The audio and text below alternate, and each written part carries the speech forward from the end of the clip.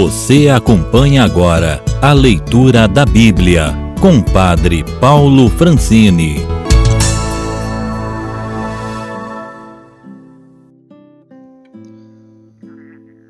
Mateus capítulo 14. Por aquele tempo, a fama de Jesus chegou aos ouvidos do tetrarca Herodes. Ele disse a seus servos: "É João Batista, ele ressuscitou dos mortos.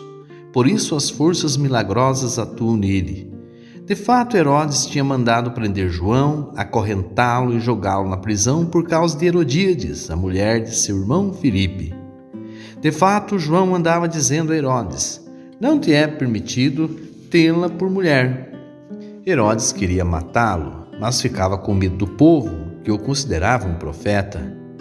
Por ocasião do aniversário de Herodes, a filha de Herodíades dançou diante de todos e agradou tanto a Herodes, que ele prometeu com juramento dar-lhe tudo o que pedisse. Instigada pela mãe, ela pediu: "Dá-me aqui, num prato, a cabeça de João Batista." O rei ficou triste, mas por causa do juramento e dos convidados, ordenou que lhe atendessem o pedido e mandou cortar a cabeça de João na prisão. Trouxeram-na a cabeça num prato e a entregaram à moça, que a levou à sua mãe. Os discípulos de João foram buscar o corpo e o sepultaram, e foram contar tudo a Jesus. Tendo ouvido isso, Jesus retirou-se dali e foi de barco a um lugar deserto à parte. Quando ficaram sabendo, as multidões saíram das cidades e o seguiram a pé. Ao desembarcar, Jesus viu uma grande multidão.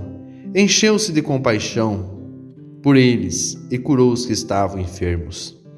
Ao entardecer, os discípulos aproximaram-se dele e disseram: "Este lugar é deserto e a hora já está adiantada.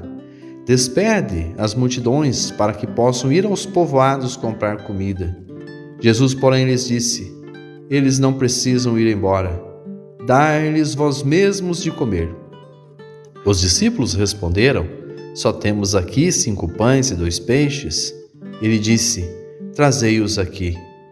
E mandou que as multidões se sentassem na relva. Então tomou os 5 pães e os 2 peixes, ergueu os olhos ao céu e pronunciou a bênção. Partiu os pães e deu aos discípulos, e os discípulos os distribuíram às multidões. Todos comeram e ficaram saciados, e dos pedaços que sobraram recolheram ainda 12 cestos cheios. Os que comeram foram mais ou menos 5.000 homens, sem contar mulheres e crianças. Logo em seguida, Jesus mandou os discípulos entrarem no barco e irem à sua frente para outra margem, enquanto ele despediria as multidões. Depois de despedir as multidões, subiu à montanha para rezar a sós. Anoiteceu e Jesus continuava lá, sozinho. O barco, entretanto, já longe da terra, era sacudido pelas ondas, pois o vento era contrário. Na 4ª vigília da noite, Jesus foi até aos discípulos andando sobre o mar.